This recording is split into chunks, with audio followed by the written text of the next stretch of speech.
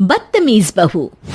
सभ्यता से भरपूर शास्त्री परिवार की इकलौती बेटी मोहिनी को बचपन में ही पढ़ाई के लिए विदेश भेज देते हैं, जहां से वो सालों बाद ग्रेजुएशन पूरी करके इंडिया वापस आती है, जो अब संस्कार, सभ्यता, संस्कृति जैसी चीजों से कोसों दूर होती है।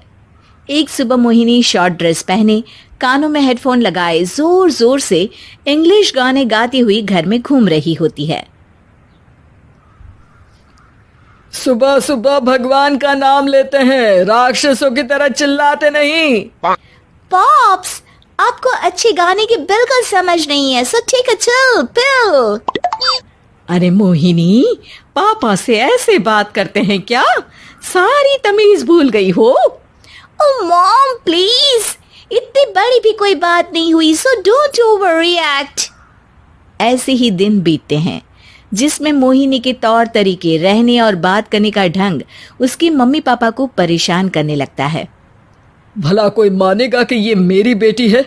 रीति रिवाज और संस्कारों से तो इसका दूर दूर तक कोई नाता नहीं, और अब तो लगता भी नहीं कि कभी होगा। अरे ऐसे कैसे नहीं होगा? लड़कियां सारे नखरे अपने माँ बाप को ही दिखाती है। ससुराल जाकर उन्हें सब कुछ करना भी पड़ता है और मानना भी।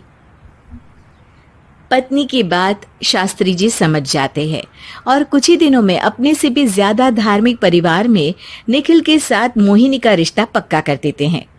रिश्ता तो पक्का कर दिया, पर यहाँ मोहिनी को कैसे मनाएंगे? शादी ब्याह के मामले में आटे में नमक जितना झूठ तो चलता है जी। इसी तरह एक के बाद एक तिकड़म लगाते हुए दोनों मिलकर मोहिनी को शादी के लिए तैयार कर लेते हैं और मोहिनी निखिल की शादी हो जाती है, जिसके अगले दिन से ही मोहिनी दोबारा अपने पूरे अवतार में शॉर्ट ड्रेस पहनकर घर में घूमने लगती है। बहू को ऐसे देख सास की आंखें फटी की फटी रह जाती हैं। अरे ये क्या बेशर्मी है, हमारे घर की लड़कियां जींस तक नहीं पहनती और तुम बहू होकर इतने छोटे कपड़े पहनकर पूरे घर में घूम रही हो। सीरियसली मॉम, प्लीज आप अपनी इस 80 के दशक वाली सोच में मुझे इंक्लूड मत करो। हाय तौबा, एक तो बेशर्मी दिखाती है, ऊपर से सास के साथ जुबान भी लड़ाती है। अरे जल्दी कपड़े बदल कर आ, घर की पहली आरती तुम्हें ही करनी है। इतनी देर में निखिल भी वहां आ जाता है। माँ पापा आने वाले हैं, पूजा का सारा सामान तैयार है ना? ये पूजा हमेशा मेरे बॉयफ्रेंड्स के पीछे पड़ी रहती थी और अब हस्बैंड के पीछे भी आ गई। मोहिनी की बातें सुन सास तो अपना सिर पकड़ लेती है, लेकिन निखिल किसी न किसी तरह उसे पूजा के लिए कन्विंस करके कपड़े चेंज करने के लिए भेज देता है, जिस पर पूजा खत्म होने के बाद वो एक बार फिर अपनी शॉर्ट ड्रेस में आ जाती है। बहू, ये क्या तरीका है? संस्कार नाम की कोई चीज है या नहीं? नहीं ससुर जी, संस्कार मेरा दूसरा बॉयफ्रेंड था, अब तो मेरा उससे कोई कांटेक्ट नहीं है।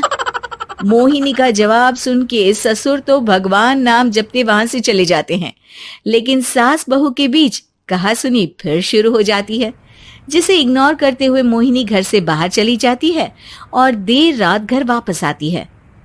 मोहिनी, मैं जानता हूँ कि तुम विदेश में रही हो और तुम्हें वहीं की आदत है, पर यहाँ चीजें कुछ अलग है। अगर तुम उस हिसाब से कुछ एडजस्ट कर लो तो सबके लिए सही हो जाएगा। I am not in a lecture mood. Good night. अगली सुबह मोहिनी देर से उठकर एक बार फिर उसी तरह सबके सामने आती है, जिस पर उसके सास कुछ बोले उससे पहले ही मोहिनी की दोस्त मोनिका और रेचल वहां आ जाती हैं। Oh hi darling, how are you? OMG, we missed you so much. I missed you too darling. Ram Ram, इन्होंने तो तुमसे भी छोटे कपड़े पहने हैं। अरे तुम लोगों के अंदर कोई शर्म लिहाज बाकी भी है या सब बेच खाई? मोहिनी, तुम्हारी मेड कुछ ज्यादा नहीं बोलती?